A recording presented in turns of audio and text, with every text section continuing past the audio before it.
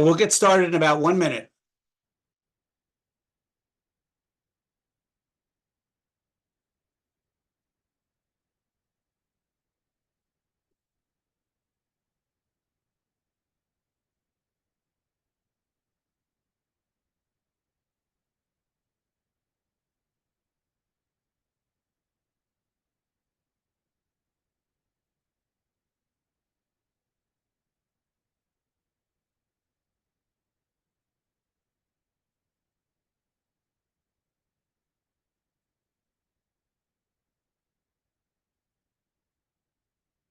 Okay, everybody, I think the timing is about right.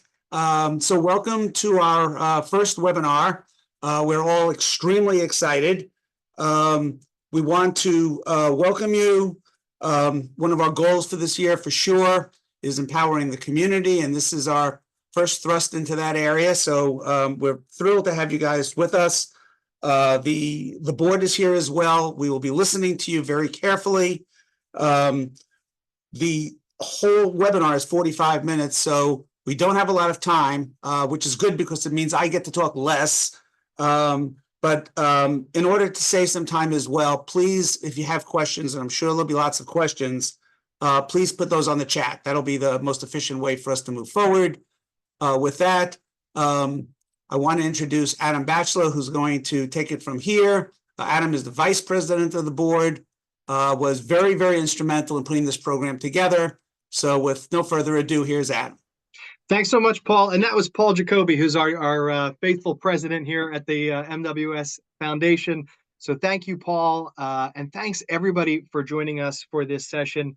It came together relatively quickly, but we've got huge turnout. So really excited for everybody from our relatively small community here. This is a really big webinar. We're so glad to have you all with us. As Paul mentioned, we really want your questions throughout the time. We have some time at the end where we'll make sure that we get to as many questions as we can, but I'll be keeping an eye in the chat and in the Q&A. So if you want to drop questions, we'll try to get them answered as we go along. You'll also see as we hit a few of these slides, there's polls because we want to continue to hear from the community all throughout what we're discussing here. So do get ready to participate. This is not just a listening exercise, but an opportunity for you to also contribute to what the foundation is working on your behalf, on all of our families, and of all of our loved ones who have Miller-Wilson syndrome. So this conversation today is really about looking at some of the incredible wins that the foundation had last year in 2024, and then coming out of a planning meeting that we did with the board, what we're looking ahead to in 2025. And there's actually some pretty exciting announcements, I think, ahead. So stay tuned for all of that. As I mentioned, the board met at the very beginning of the year this year on January 4th to do sort of the first step of strategic planning for the year, and came up with sort of 3 really good sets of goals and activities and priority areas that we're going to look at. Thank you, Bailey. That you'll hear about here in a moment, focused on research and fundraising and programs, but really sort of overarching goals for the foundation this coming year that all of you can participate in as members of the community are, for one thing, we want to make sure that we're doing a better job of communicating with all of you, those people who have family members with Miller-Wilson syndrome, people that they love with MWS, people who just care about it and want to be active and participate in the community. So we want to do a better job of making sure that we're communicating and that we're updating and engaging you all throughout the year. So you're going to hear about that as we get to sort of some of our programming updates here throughout the conversation. We also know that it's really tough to run a successful foundation no matter what, especially for, in a condition as rare as MWS, and where the families have tremendous resource constraints because of their family members' condition, like mine. And so we are really actively looking to build partnerships. You're going to hear about that in terms of how we fundraise. You're going to hear about that in terms of how we do research and even how we do programming. So a big emphasis in partnering to kind of magnify the impact that the foundation has. And then we've got a really new and exciting and engaged board, a lot of new members. I'm still relatively new, just about a year on the board. You'll meet a few of our new members here that are already pushing us to do so much more. I think we're a foundation that Debbie, our founder, is here on this call now, did tremendous work for 10 years. We're growing up so quickly, and we're sort of small but mighty, and excited to share how we're going to kind of keep moving that forward. A couple of quick notes, though, if we hit the next slide on how 2024 was. Impossible to talk about this year, at least for me personally, without talking about the MWS conference. I hope you all feel that way if you were able to be there. I forget just on this webinar with this community, I could not talk about this year to anybody in any circumstance without talking about the experience of the family conference this year. 235 attendees, as you can see. Intercontinental folks came from as far as Brazil to participate. There was loads of content, really specialized content, and whether it was in the 23 sessions or just being around the room or around the Mall of America, so much connection and discussing about whether it was the parents of older folks with MWS talking about the specific challenges there. My daughter is 9 years old, and I learned an awful lot about education and planning and those sorts of things from other families. So much good stuff. Great updates on research that the foundation has been funding. I think you'll hear more about that potentially in the future of research from Al here in a few moments. We had all three researchers that the foundation funded last year come and give updates on their studies, and just so much to learn there. Fun for siblings. Even Paul was running around at Nickelodeon World with siblings and all that sort of stuff, and making it a special time for all the families. But it was really, I think, a life-changing experience for most folks that were able to participate. It was my first, and I look forward to it not being my last, and more information, more news on that here coming up soon. Before we click on to the next slide, though, I think we're going to do a poll to ask sort of how you all feel about the conference and how important it is to your experience in the community. So here's your chance to participate. How important is the conference to you as a member of this community? Bailey's going to give us just a few minutes to answer. Very, some, a little, not very much. We want to hear how you feel about the conference as a value for this community.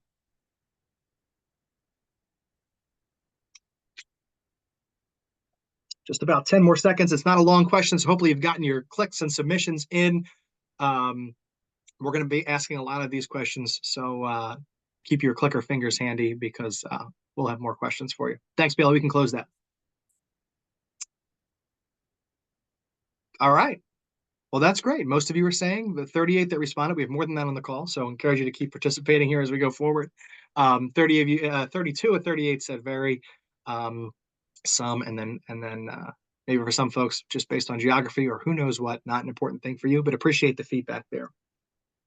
Thanks, Bailey. We can close that, and let's click to the next slide, where I think we are going to hear from an incredible board member, someone who I've been so glad to get to know over the last year, another parent of someone with MWS who's done a fantastic job of putting this foundation in a great financial position, our treasurer, Karen Key. Thanks, Adam. A little too much credit there, but appreciate it all the same. 24 was a good year. We, as you can see from this, we took in 150,000 in donations, and that's not just straight donations. That also included our registrations for the conference. This seems like a lot of money, and I know it does coming in, but I want everyone to understand that the conference registrations, they really did offset the overall expense of the conference. It's a wonderful thing that we all love to put on for our families, and I think, as Adam said before, it's invaluable for what it does for the community. But we have to charge the registration because it is such an expense, right? So love that we were able to take in that money. Love that it helped offset that. We were still able to put on an amazing conference. It's interesting, and I wanted to put the numbers out here for everyone to see just how big of a fundraiser our run for MWS is. I mean, that's really our signature event. I know that Debbie and Laura helped really get that going for us. But it's a huge event. And unlike, or maybe I should say just like, the abundance of our donations coming in, it's community based, right? It's all of our families doing what they can to give back to the community. We're going back to our families and our friends and our communities and asking them to support our kids, and it shows in a big way. So from these donations, not only were we able to do the conference, but we were also able to award 50,000 in research grants, which we know is going to some huge, huge efforts. Those at the conference were able to hear from the researchers to know just what that money is going towards. This year was just an added stipend for that overall research grants. And as Adam said, amazing conference, 235 attendees. There was almost 80 families represented. We did have 20 speakers, but we also had 12 non-board volunteers. So people that were there in the Minnesota area that gave up their Saturday, their Friday, their Saturday to come and help us with swag sales or registration and everything else, helping in the childcare rooms. And we are just so grateful to everyone who helped us put on such a wonderful event. That's enough of the boring financial stuff. So I will pass it back off. Thanks, Karen. And I wouldn't say it's boring. It's really critical, to have a healthy organization and serve the mission well. No money, no mission. And so it's really important. And thank you for the service that you do on behalf of all of our families to keep that in order. Thank you very much. Next up, Al Triunfo is going to talk about research. It's what you'll see here, I think, in Al's update is there is so much exciting work on the horizon in research. He'll talk about the work that he's been doing, and in partnership with new board members like Lauren Noonan, really pushing forward, really pushing the foundation forward, right into the future, really, of where research can bring us. So, Al, take it away. Yeah, thank you, Adam. So we see it in the news all the time. So much is changing in the world of research. So one of our main goals is to develop a research roadmap. Just like any roadmap, it's going to be designed to help us understand where we are, where do we want to go, and how do we get there. And there's some important pieces to that roadmap. We want to be sure that as we go further along in our efforts to engage the research community and find answers, that we're doing it the right way. And so one of the things that is part of this roadmap that we need is a compilation of all the scientific MWS information that's out there and what research has been done. A document like that doesn't really exist. So that's an important part of this roadmap. There's still many unanswered questions that we need answers to that will help us define how we're going to proceed. And so to get this done, we're considering hiring a part-time scientific coordinator that would work under the guidance of the medical advisory board to put this roadmap together. One of the challenges that we have is that while we have a very talented and knowledgeable medical advisory board, their bandwidth is limited. So to really get this done in a more timely fashion, we think doing this contracting with a scientific coordinator is really going to help us. So that's the first goal for the research committee. Our second is to increase registry participation. As we go down this research road, the registry becomes even more important. So you're probably going to see a lot of communication coming from me asking for your participation. Participation means one, registering. Number two is uploading genetic test results. Those have been the two asks that we've had so far. And soon you will see a really important third component, and that's going to be a natural history survey. From everything we've learned in the world of research, having a natural history survey is key for researchers. So that's our second goal, increase registry participation.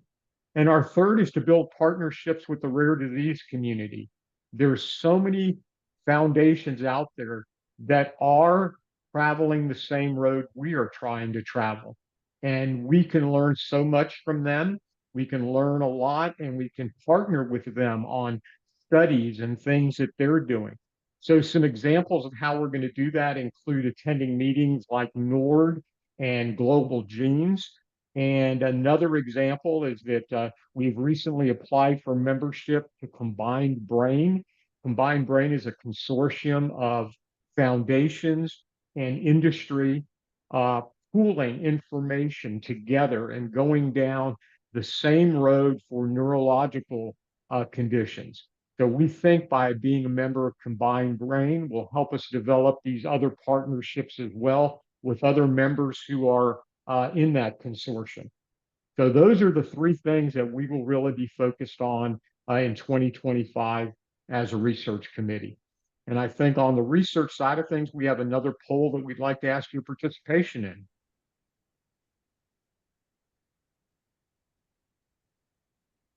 All right, so if you had to choose one, which would you prioritize for MWS research? Cognitive development, language, epilepsy and seizures, GI issues, mobility, or is there something else? And you can put that in the chat.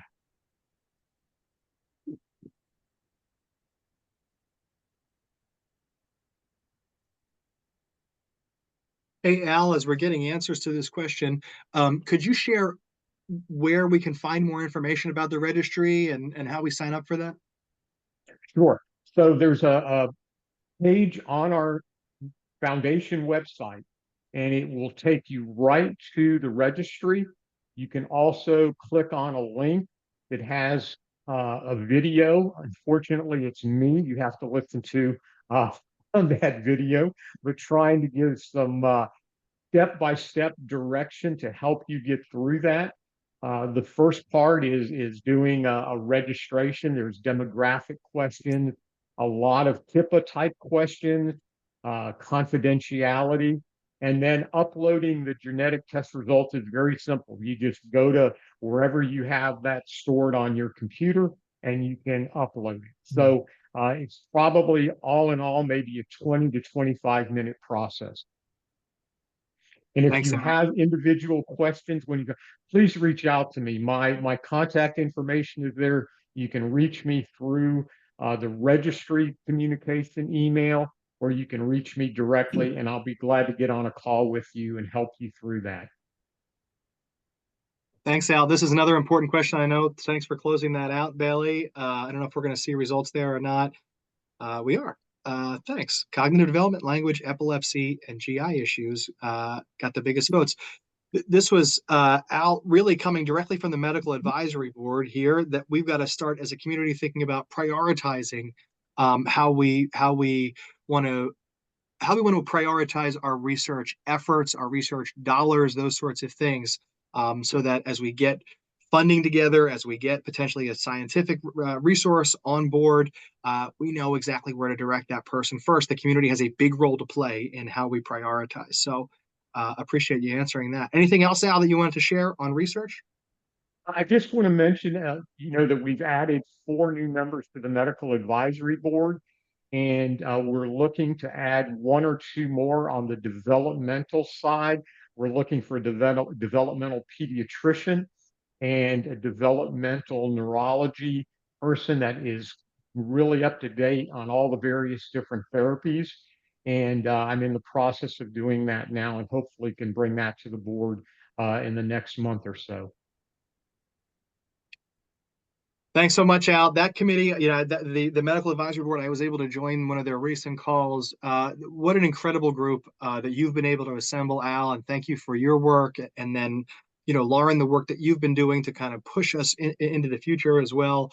On behalf of the community, there's so much good to be done, and we really appreciate your involvement there, and honestly, the involvement of all of those clinicians and researchers. They're working hard on our behalf. So thanks for making all that happen, Al. Next up, we're going to talk about fundraising, and new board member Bill Hilmer is going to take us through that. Thanks, Adam. Well, hello, everybody. As Adam said, I am new to the board. I joined in October of 2024, so very recently. And I am only indirectly connected to the MWS family, but very happy to have this opportunity. I've been in the healthcare industry and the pharmaceutical industry for 30 years, and I want to bring that experience to the board and help us increase our fundraising goals. So With that, we have a couple priorities that we've set for ourselves in 2025. The first one is to expand the audience. And what I mean by that is really helping more people learn about MWS and expanding it outside of the families that are directly connected, introduce it to people that are indirectly or not even connected at all, and really help them understand what the syndrome is, why a foundation exists, and why you should care. Why should you give to the foundation? And so we're going to work on that. Second of all is winning grants. Grants are a great way to add to our fundraising. They're very specific awards that are very complicated to get, but when you get them, they're generally nice amounts of money that can add to our funding. The next 4 bullet points are all kind of interconnected, because the first 2 are about really telling a story, which you'll see as a bullet point in there, and it's engaging with our fundraisers. It's giving them something tangible to understand when you're not directly involved in MWS. So engaging with those fundraisers, motivating those fundraisers, telling our stories through family stories, videos, understanding more about what the syndrome is and why they should care. And to me, it's the why. And that's one of the things we talked about when we had a meeting a few weeks ago is, why should somebody that knows very little or nothing at all about the syndrome want to give to the foundation to support research and support assistance to families and the other things. And we're going to work really hard this year in building that story. And we will involve families. We'll involve patients. And we want to tell that story to get the information out to a broader community. And then also very, very important is once you make that connectivity, you create the tangibility, that we find ways to retain the audience so that they hear about us from us on a regular basis. They maybe tell others about what we're doing as a foundation. They reach out to the companies they're working with that may have company matches and donations. There's a lot of things that we can do there, not only to expand the audience, but also to retain the audience. So those are a few things that we're just started working on, but will become very, very important over the coming months. As Karen shared, we raised $150,000 in 2024. My goal is to help raise that number, increase that number, and get more funds into supporting research and supporting the families. So from there, we'll go into the poll. So what fundraising events would you like to see the foundation host in 2025? And you get a single choice, and there's the bike ride, there's a run, there's regional events, t-shirt day, or something else. And you can type that into the chat. So we'll give you, Adam, if you want to take it from there. That's right, Bill. Yeah, feel free, plug those things in, get your answers in. This is really important. The foundation is working really hard to make sure that you all in the community have the support you need to run your own fundraisers in your own communities. And so, I think a lot of the work that Bill just mentioned is going to be supportive of all of us as families, right? If you're like me, there are people who want to help, and it's not always easy to tell them how to help our families. But this is one way is by directing them to participate in fundraising. And so do get those answers in, and we'll look at that.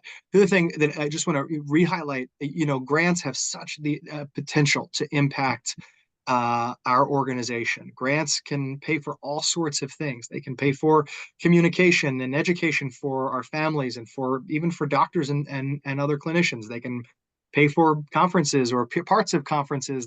So it's really important. And Jeanette, who's our executive director, is doing a great job of getting us started down that path.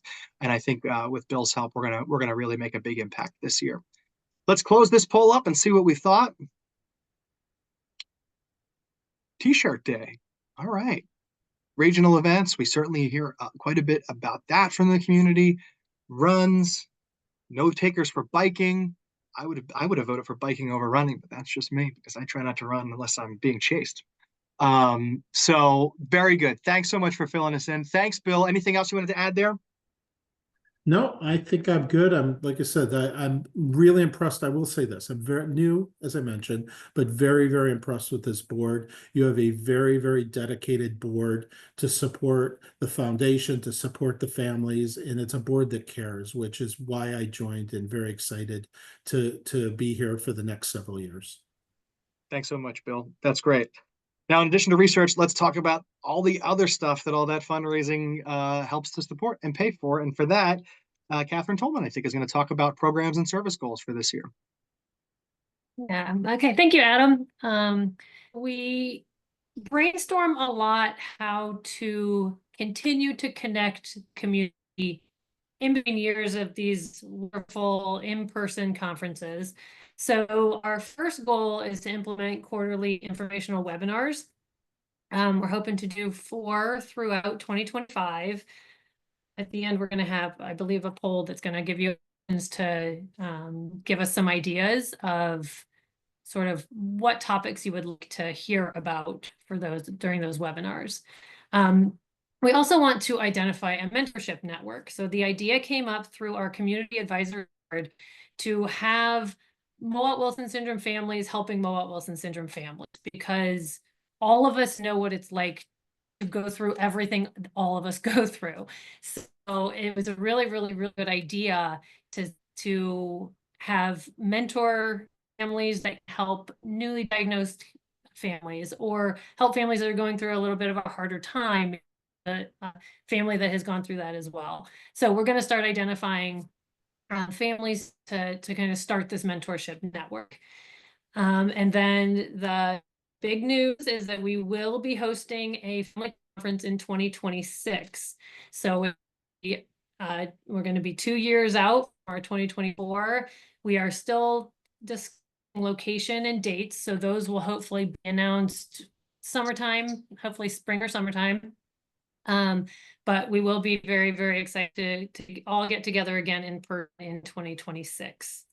So this time we can our poll, and it should be about ideas you might have for the quarterly webinars. So if you have any ideas of things you'd like to hear about, things you'd like to learn more about, let us know, and we will see if we can work those sort of things in. That's great, Catherine. And super exciting news there. We're going to give you a couple of extra minutes to fill this one in, since it's kind of free form, and you can tell us as much as you want in this open, 200 characters worth of as much as you want in this open block. But obviously you can always send suggestions and ideas. Really exciting about the conference though, Catherine, that it's a big undertaking for the foundation. It's going to be a big undertaking for you too, and Karen, who are going to be taking the lead in getting that conference planned. But I'm sure the community is glad to know that we'll have an opportunity to get together again next year. Yeah, with everyone in planning, it really is. Yeah, good. And I know there'll be opportunities to help out there as well. So stay tuned. All right, let's close that. If we have enough submissions, I'm not sure. Bailey, you make the decision. If there's enough people submit it, we can close that poll and keep moving.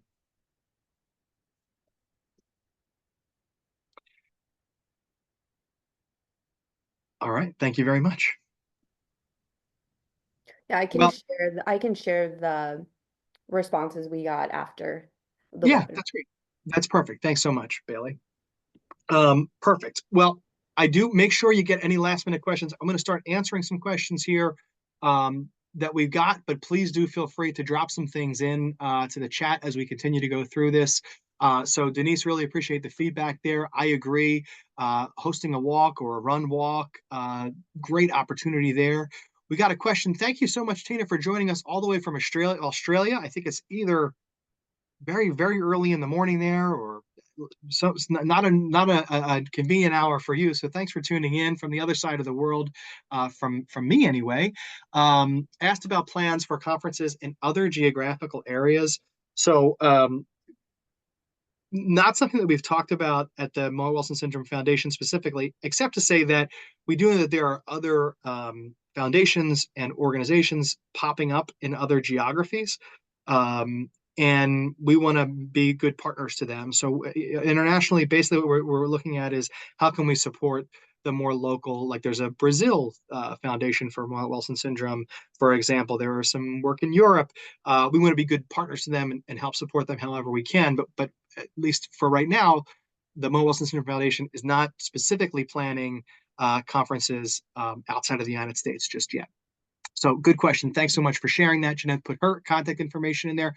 Joy, who works so hard on the Community Advisory Board, asked about updates on research in progress. So Al, I'm not sure if you have that answer, if there is any update on the 3 projects that we had funded previously or not. If you're with us. No really updates, but those are the ongoing projects, are the ones that were spoken about at the conference. And then we talked about the additional funding, and that is adding some opportunity with Dr. Schreiber and the work he's doing on ESES. Thanks, Al. Denise, good question here. Getting us on the national news site for more national exposure. Certainly that is an important part of what Bill was talking about around how we tell our story. What's the why? How do we make sure that we're expanding the impact we have by telling the story really well? So I wouldn't say there's like a specific PR perspective that we're taking on that, but definitely we're going to work really hard on communication into next year. And you're right, Jeanette just dropped in to my direct message that there is some discussion about the potential for a short documentary on Mowat-Wilson syndrome. So keep an eye out for that as a potential opportunity that will get underway here this year. And obviously that can help with national exposure. Adam, can I just add one thing there locally? There's an opportunity with Rare Disease Day comes up in February, I believe. And it's amazing, local TV stations looking for stories. We've been very successful. Jackie did a local station, Rare Disease Day, with Logan. We had local coverage for the free throws. It's amazing. Just reach out to local TV stations, to their local story reporter, and you may be able to you might be surprised at the interest that you might get to just do something on a local basis. That's great, Al. You're absolutely right. Thanks for sharing that. And that's your daughter you were talking about there, and your grandson, Logan. Joy, you're putting great stuff in here. Thanks so much. A brand book with graphics and font and brand treatments. We will take that back and talk about how we can deliver that for you. Swag, we had a store. We don't currently have a store, but it's a conversation. So definitely something we'll keep working on and talking about. Amy asked, is there outreach to find other people with MWS? There is a map on the website that I think we're working on potentially enhancing this year, where you can drop your pin where you are and then see if there are others close by. So I encourage you to check that out.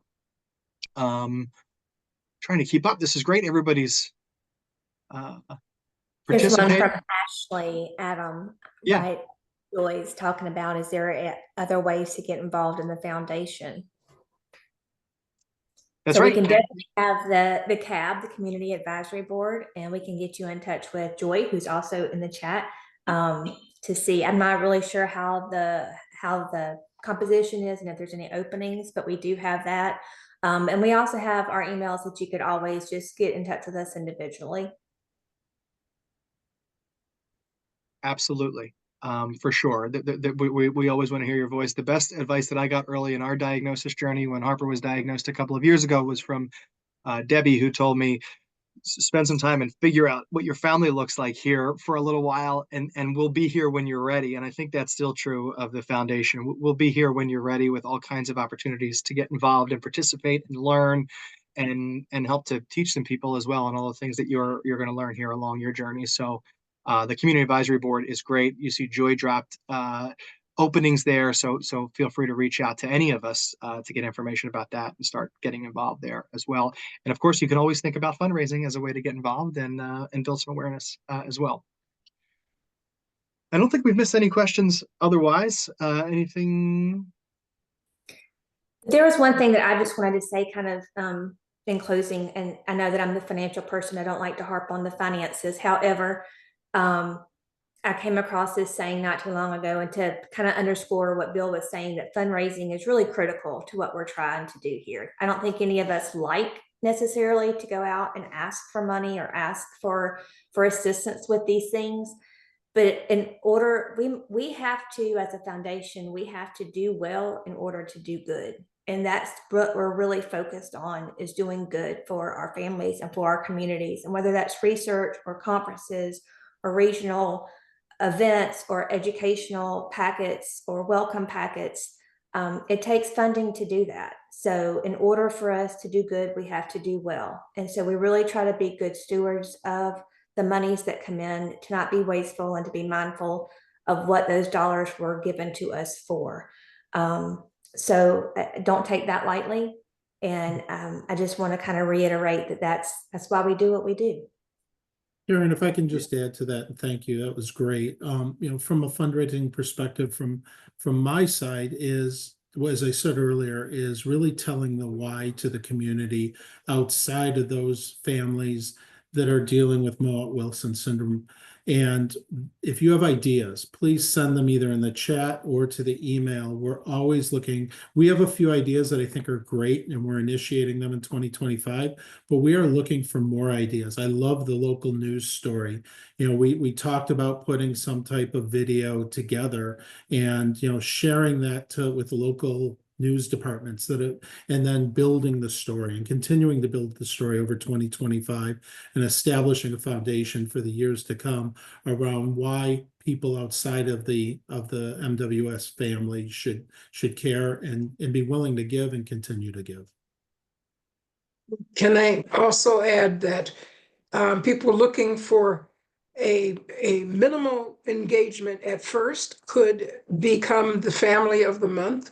We're always looking for families to share your stories. And when we have families whose stories we can share, those of us who don't have a family member have something to say to other people who need to support. So You I'm gonna chime in too and try to address what Amy is asking in the chat about outreach or finding other Mowat-Wilson families. And this kind of came up with the strategic meeting at the beginning of the month with trying to potentially partner with or work with some of these groups that are out there that are trying to promote more like genetic testing for NICU admissions, or kids that end up in the ICU for some reason that might be undiagnosed. I know when we got our diagnosis in NICU, the geneticist came with a printout about the Mowat-Wilson Syndrome Foundation. I don't know if that's like standard practice, but I was able to know that it existed in that moment, which was, I didn't actually realize at the time like how powerful that was. But that's something that we can continue to kind of look into partnerships there. Absolutely. Denise also chiming in there with the Facebook groups.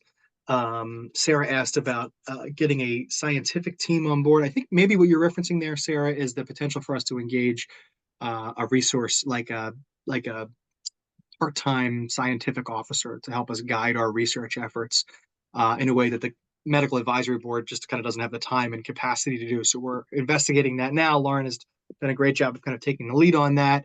And I think we'll have something to announce on that, this year as we think about adding to our resources here at the foundation with someone who can focus some of their time on research, in particular what Lauren was just talking about related to where genetic therapies and genetic testing are going. So a lot of opportunity there that we're taking very seriously. Thank you all so much for joining us. Hopefully you feel like you know a little bit more about where the foundation was last year and where we're trying to go next year. Part of this may sound similar to what Karen just shared, but we can do a lot. We can do an awful lot at the Mowat-Wilson Syndrome Foundation because of all of your participation, because of the incredible fundraising that you do, because of the great ideas and feedback that you give us. but we will never be able to do it all. So we want to make sure that we're sharing with you how we're thinking about helping the community and supporting it, how we're prioritizing those precious dollars that we do bring in, and how you all can help to make an impact on how we ultimately deliver on the mission of the foundation. This year, I think, we've got big themes, particularly around research and education and programming and fundraising. And so hopefully you continue to see that this foundation makes a big impact in your life, in your loved one's life who has Mowat-Wilson syndrome. And if there's ever a way that you can think of that we can do it better, we want to hear that for sure, because hopefully you've heard from our friends and colleagues and family members here tonight is we all really care, and we all want to keep doing as well as we can for those folks that we all love so much that have Mowat-Wilson syndrome. So thanks for your participation. Thanks for listening. Share your feedback. And otherwise, well, we'll see you in person, hopefully in 2026 at next year's conference. And otherwise, stay tuned for webinars and other programs like this throughout the year. Thank you all so much.